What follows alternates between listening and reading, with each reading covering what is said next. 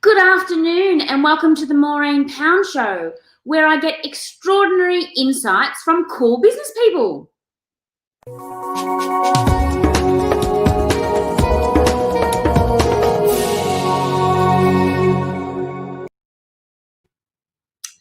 Now, I've been in business about 17 years and I've always had an accountant during that time.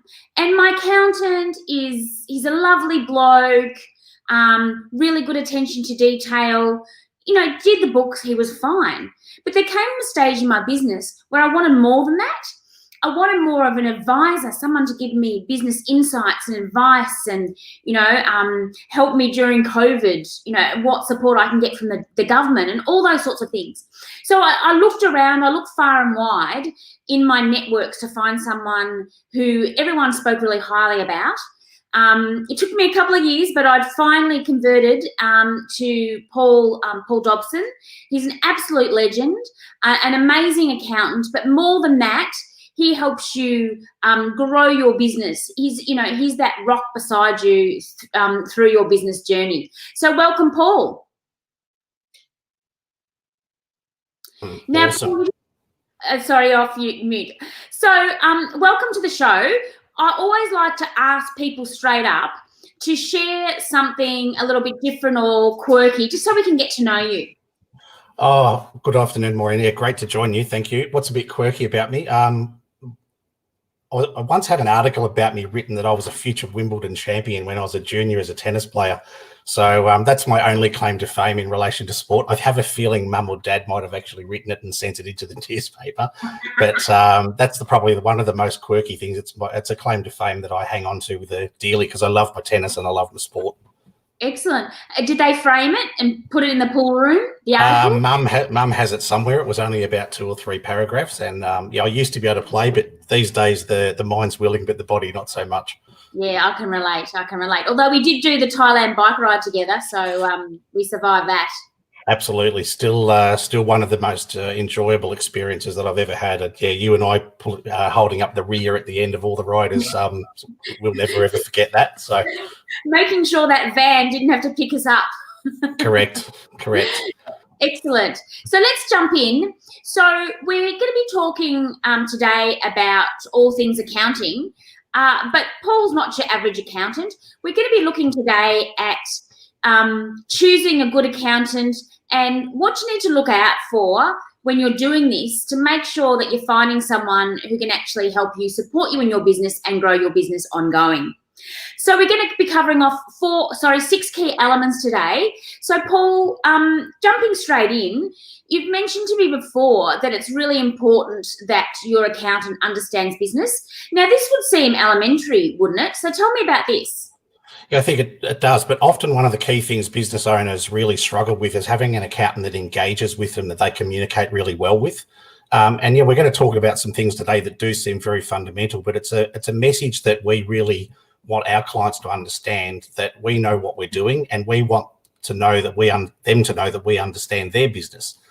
So it's really, really important, and it starts from the point of engagement. When you're working with a client for the first time, you really want an accountant that's going to take some time to understand what you're all about, because we can be far better advisors if we really understand you and your business. Yeah, great. And so tell me about what you mean by, being advisors. So advisors is it's more than just punching out a tax return.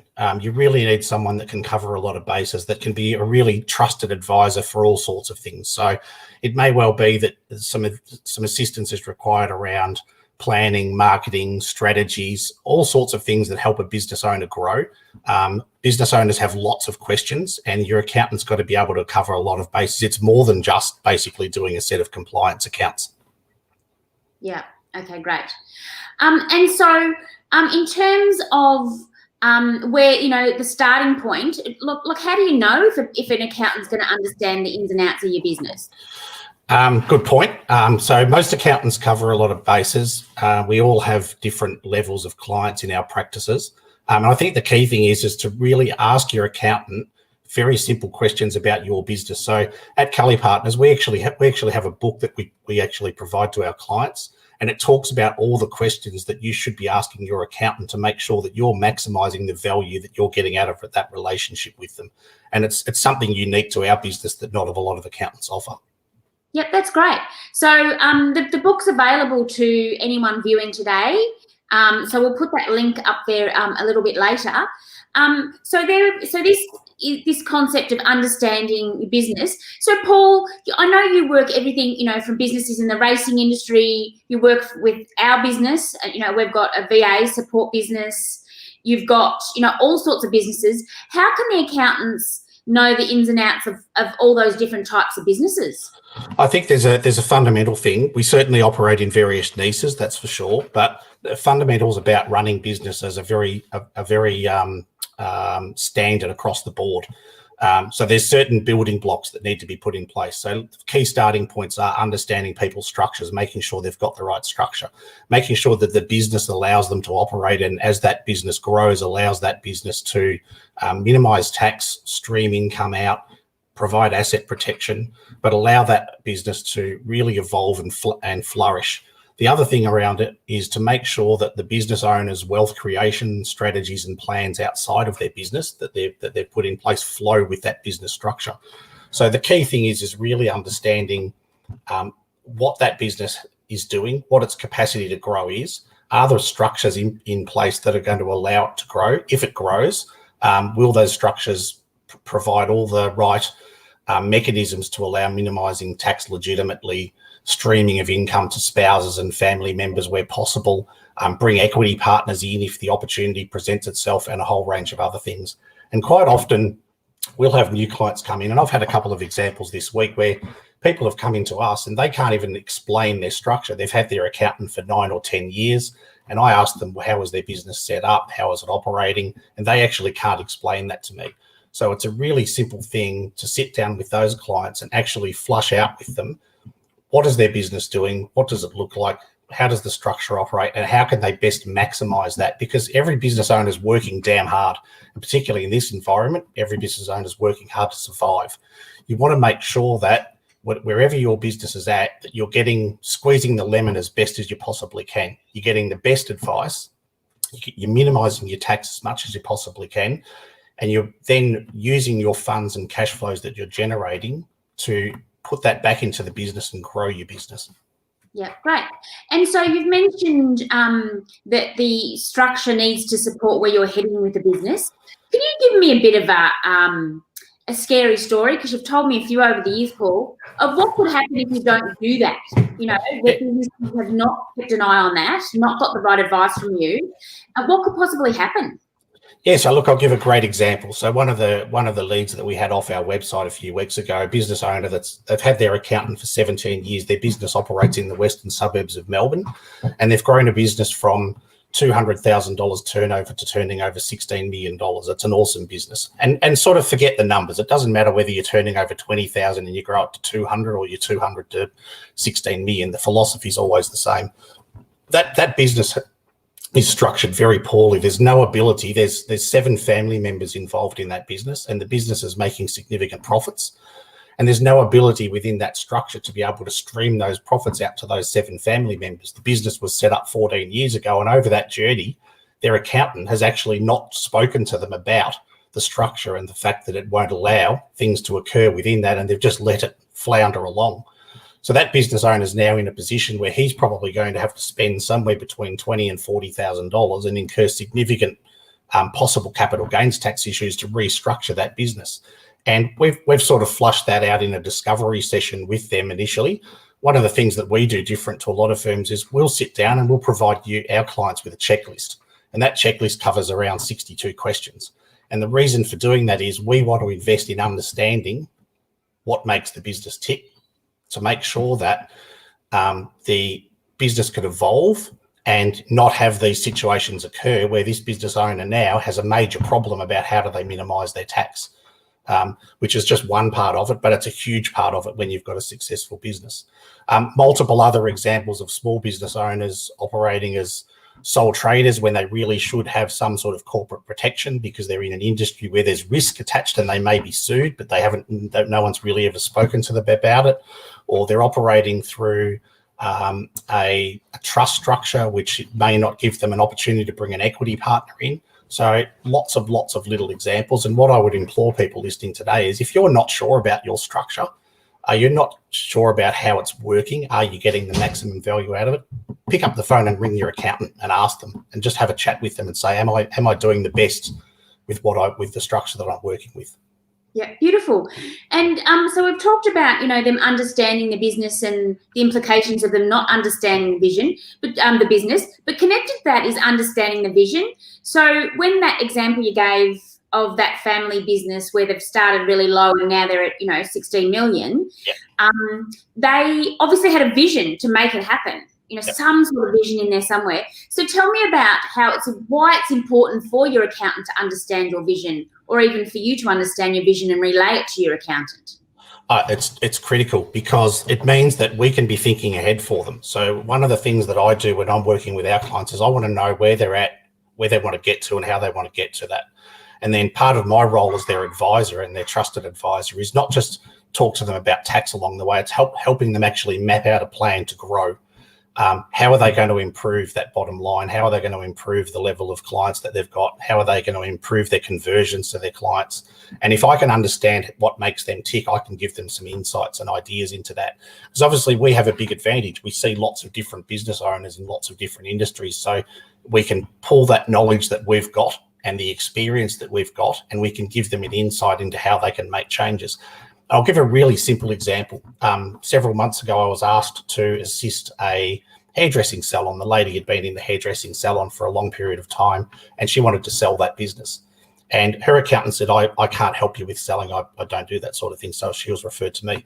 First question I asked her is, where is her database of her clients? Where are their email addresses? Where are their phone numbers? And she said, it's all up here. It's all in my head. My customers know me. And I said, well, that's not sellable, unfortunately. You think your business is worth so much money and you've just told me you want to get a certain price, but someone else comes along, they can't buy what's in your head. So we had to sit down with a plan of getting that data, getting that information, and being able to put that in a position where it actually was able to be handed over to a new owner. She'd been trying to sell that for 2 years. Subsequent to putting that process in place and getting that information, she was able to sell, and she was able to nearly get the price that she wanted. But she'd been in business for 32 years and no one had ever actually said to her, capture that information. It sounds simple. It sounds simple to business owners sitting out there listening, that someone doesn't have a database of their clients. But a lot of people still get the fundamentals wrong. So that's a key thing in your accountant and your advisor, understanding your business about where you're at. Are you starting up? Are you in the middle stages, or are you at exit stage? And are you planning to achieve the right result no matter where you're at? Yeah. And I love it too, because when we have chats, and even with that initial chat, you ask me some hard questions that sometimes I didn't have the answer to. So it actually causes you to, or prompts you to go away and think that through yourself. Correct. That's one of the things I love about my job and what I do. We get to talk to a lot of different business owners, and I like to challenge people, because at the end of the day, we want to make sure that in some capacity you're better off by virtue of dealing with us and the questions that we're asking and the help that we're providing, and that you can move forward, grow your business, and get a better result. Yes, excellent. So we've talked about your accountant making sure that they understand your business. We've talked about them being able to handle your vision and actually prompting you to be clear on your own vision for your business. And you've also said to me too, Paul, that the other key thing is having the arsenal and the tools to have your back. So tell me more about that. Okay, so let's have an example of that. So Warren Buffett, the world famous sort of investor in the US, has got a saying that he says, when the tide goes out, you see who's been swimming in the nude. And right now, and in the COVID environment since March, April, there's been a lot of people swimming in the nude. There's been a lot of businesses that aren't organised. They haven't had their systems in place. They haven't had their books and records up to date properly. So from our point of view, we want to make sure that if we want to have everyone's back. If they've got a problem, we'll fix it. If they've got an issue, we'll fix it. If they've got something bad happening, we'll help them solve it. If we can't solve it, have we got someone in our network that can help them solve it? If their business is lacking in a particular area, can we refer them to global teams to get a VA, for example? All of those types of things to help them improve where they're at. So your accountant should be someone that you can go to and say, I've got a problem, I've got an issue, how can I fix that? that's when you've got the issues. Then on the flip side, when things are traveling well, your accountant should be the one floating the ideas, giving some incentive, stimulating thought processes, throwing ideas around how to manage things, throwing ideas around how to accelerate that wealth creation, or use the profits that you're generating to put in personal investments, or grow the business in other areas. So that's what I'm talking about, having your back and having access to your accountant. That's the biggest complaint from business owners. They say, I get it all the time, my accountant hasn't responded to my email or phone call for the last eight weeks. Your accountant doesn't have your back if they're not communicating with you. They've got to be available. And that's a really, really, really important part of a relationship with a good advisor, is that they've got your back. They're there for you when you need them. Yeah. And that's always that I really like about you, Paul. You're always there, ready to chat on the phone and answer any questions. So you feel like so you feel like you're moving and you're getting clarity for yourself. Spot on. There's nothing worse than you need to make a decision on something and you want to run it by your trusted advisor and they don't talk to you. There's nothing worse. It means you're stagnated. You're on hold and you can't move forward. And particularly in the last 6 to 8 months, it's been a very challenging environment, as we're absolutely all aware. And I know as a firm at Kelly Partners in Melbourne, we've really made a point of stepping up and being absolutely available as much as we can, because people need help and have needed help and are going to continue to need a significant level of help over the period as we transition out of where we're at. So if you haven't got an accountant that's giving you that help and that support, find someone that has. Okay, great. And then the next point was keeping up as you grow. So you obviously, as a firm, you would have businesses that are bigger than yours. So, how does that play into it? Can you still advise people who are growing and growing and growing? Like, what should somebody look out for there? Absolutely. So the key things around businesses growing significantly is looking for the signs of what are the great parts about where the growth is trending and what are the danger signs about growing quickly. Because sometimes a business can grow too quickly and it can cause them all sorts of issues, such as cash flow issues and that sort of thing. So the key thing around that is engaging with your clients on a regular basis. So the bigger businesses often require a monthly catch-up or a quarterly catch-up. They're not leaving it just to catch up with you and chat to you once a year. You might have a more regular thing. And it goes back to our sort of 62-point checklist. We want to know what people are trying to do. And as their businesses are growing, we're following through that checklist. And we're actually encourage them to say, hey, guys, you've put that down as one of your goals 3 months ago. You haven't done it. When's that put into the plan? Or have you thought about doing things this way? Have you looked at changing this particular piece of software to get some efficiencies within your business to allow that growth to continue? So it's all relative to what's going on in that business person's life. Whether you've got as I said, a startup business that's gone from zero to $200,000 turnover in 12 months or 18 months, their issues are just as important as the businesses with bigger numbers. Bigger numbers doesn't always mean better. Yeah, definitely. And you've obviously been in business, 30 years or so, and have grown a successful business yourself, etc. Now, what would you say from all those businesses you've worked with over the years? What are, say, 2 or 3 key things that people do that make them really successful in business? It's really simple. And so just to touch on that, I started my journey in my accounting practice when I was 23. So I bought my partners out at the age of 23. I decided that I wanted to do my own thing. And one of the things that I learnt very, very quickly was always get people to support me and work with me and help me that knew more than me. Because that meant that I was able to learn from those people that were good at what they did. Too many business owners make the mistake of trying to do everything. They try to do their own books. They try to do their marketing. They try to win new business. They're up at night doing other things that they shouldn't be doing. So the key thing is get someone who's better than you to help you. Get a mentor, outsource, find solutions within your business and get things done, and you focus on what you're really good at. Yeah. Another thing is be organised. So one of the things that we recommend with our clients is we have a business mastery and financial health checklist, and I believe you've put some links up there today, and I encourage everyone to have a look at it. There's sort of 10 or 12 points on that checklist that seem very fundamental, but if you score yourself out of 10, a lot of people fail it. So really make sure that you've got the fundamentals right. So have you got the right systems in place? Are your accounts up to date? What are your mechanisms for collecting your money? Are you planning? Do you have a marketing plan? Do you do a budget? All basic things. These sound very fundamental, but so many business owners fail on many levels to do the basics properly.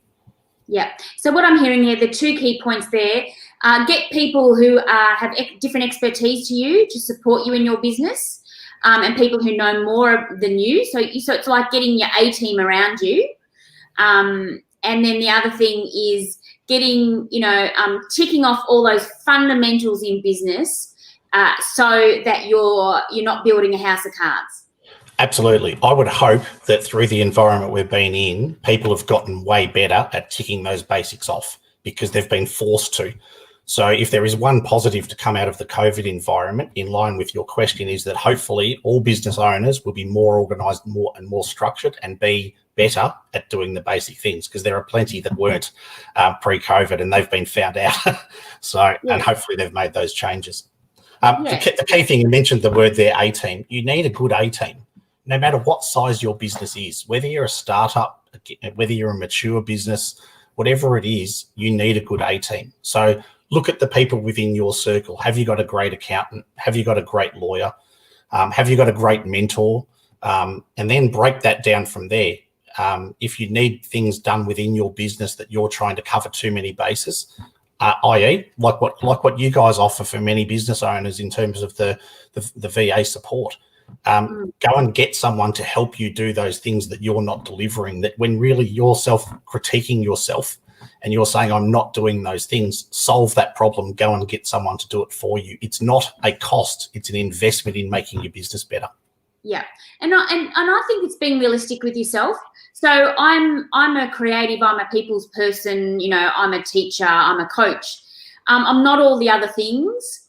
And I was just talking to Carmen, Paul, this morning, and we were laughing. We went away on this holiday, and I was sitting on the bed, and Carmen's telling me stories about her boys, and I am doing, paying all the VAs one by one, slogging away on my holiday.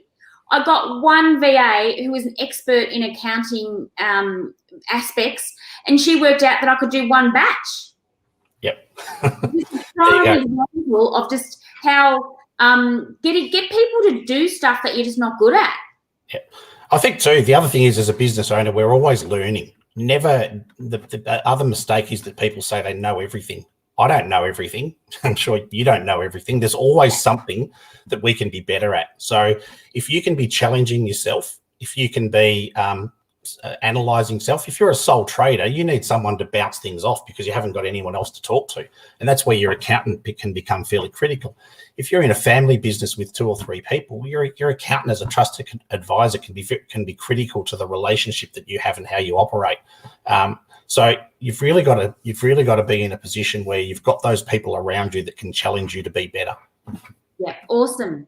And then the 5th point today is help people go global. So especially in today's world, we're no longer, just can be famous in our own backyard and successful in our own backyard. Yep. It's good to have a trusted advisor and accountants who can help you reach the rest of the world. I think that's the answer. It's think big. So if I go back to my journey in our practice, we thought we were really great at doing accounting sort of 10 or 12 years ago, and we were and we are. But I recognised that we actually weren't getting a reach out there to other than our closed network in our Melbourne area. So we went on a journey of building a website that was our 24-hour sales tool, tying that into our marketing plans and our strategies. And that website evolved into a situation where we now operate, where we look after clients all over Australia. So you've got to think big. It's not just about your little area, your little niche. You've got to think big, and the sky's the limit. There are opportunities out there if you work hard enough and you go looking for them and you put the mechanisms and the systems in place to enable things to work and for your business to grow. And from that, our journey of going down that path enabled us to transition. I sold my business to Kelly Partners in November 2019 after starting it in 1992.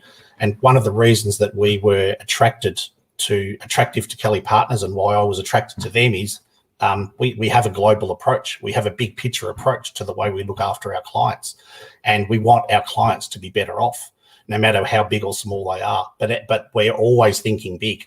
So as an example, I had a chat yesterday with a guy who's an app developer.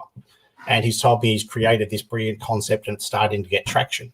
And we had a Zoom chat with him in over an hour and a half. And we've now created a bit of a plan where we believe his turnover can grow from about $4,000 a month to about $25,000 a month over the next 3 to 4 months. And what we're going to put in place and implement from there when it does. So he now has a plan. He now has a plan from us about what we think is going to happen, what he needs to do when it happens, what his structure will allow him to do, and how he needed to change his structure if that happens. And he'd had his accountant for 9 years before that, and they'd never had that discussion. Yeah.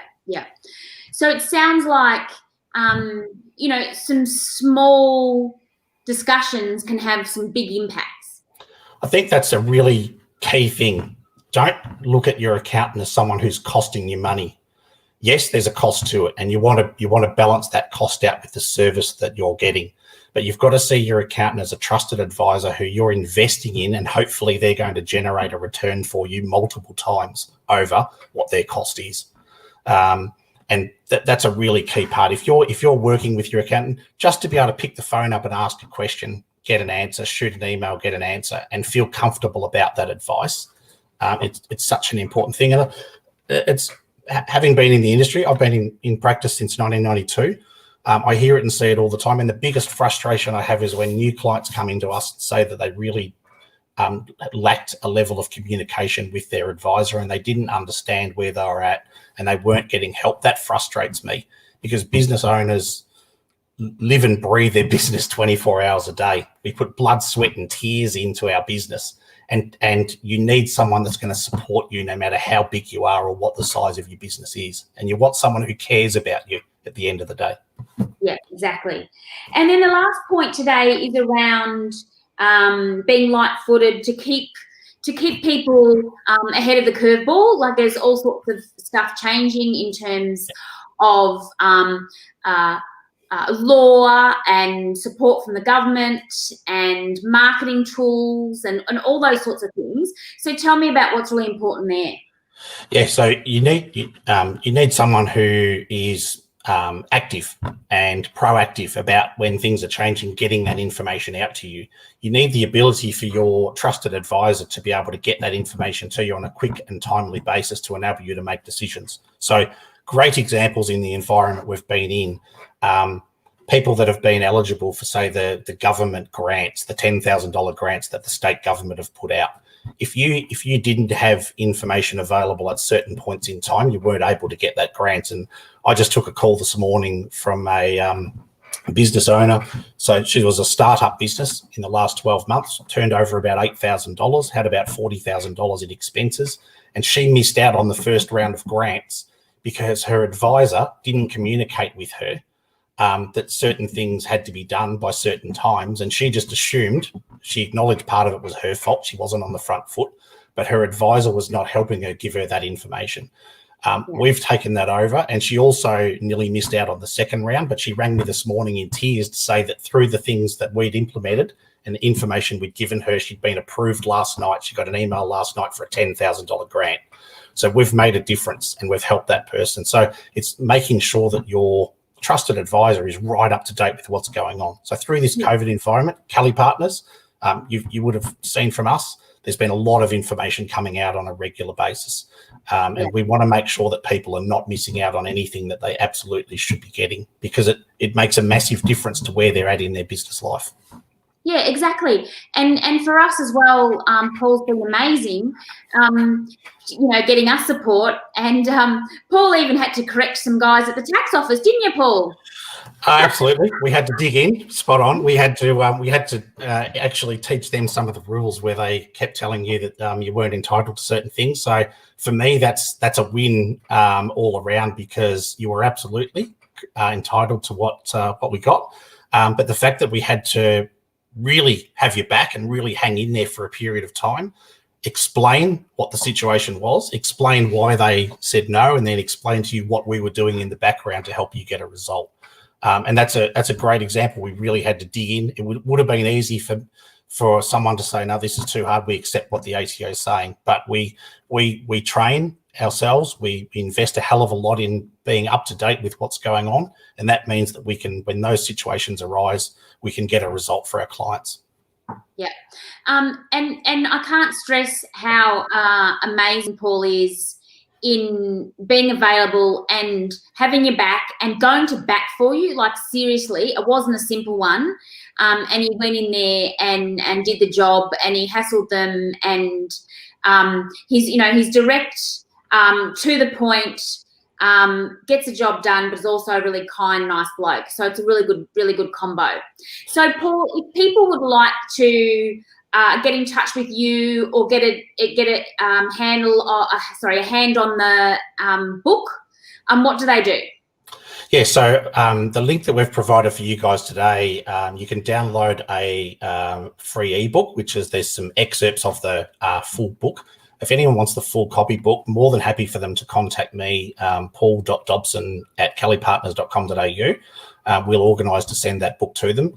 We're also more than happy from anyone connecting today to do a discovery session with them. So we'll have a free Zoom chat, talk to them about their business, either give them some guidance, help them do whatever we can to really add some value. So they can just contact me via that email, or they're more than happy to ring me on 0409 355 942. Just mention that they came through this chat today and through the Global Teams connection, and we'll be more than happy to have a chat and see if we can help them out.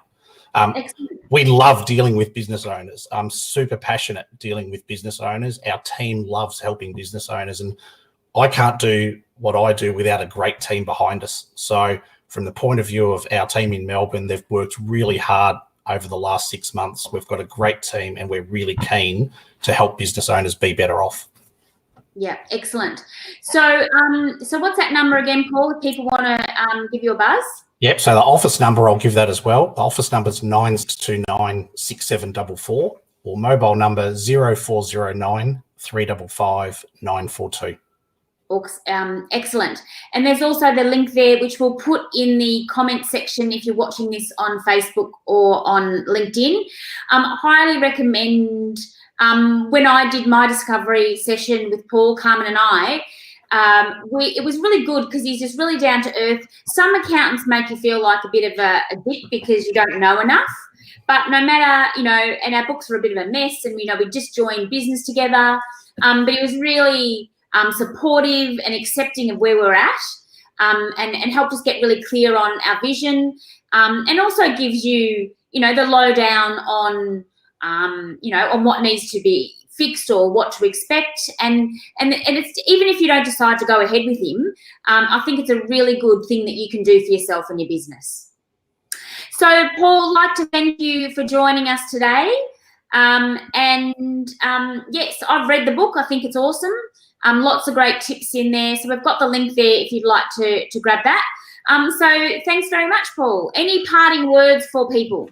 No, look, thanks very much, Maureen. I love having a chat. As I said, I'm passionate about helping small business owners, and I think the key message right now is be positive, plan, get for some of those businesses that have been affected by COVID, get your skates on, start looking at what you can do when things start to open, be prepared, plan. If you're falling a bit behind with your advisor, really go and put the heat on them and say, right, I need some more help. But just be positive and really move forward in a positive way. And there's going to be plenty of opportunity post-COVID to grow businesses and get back out there.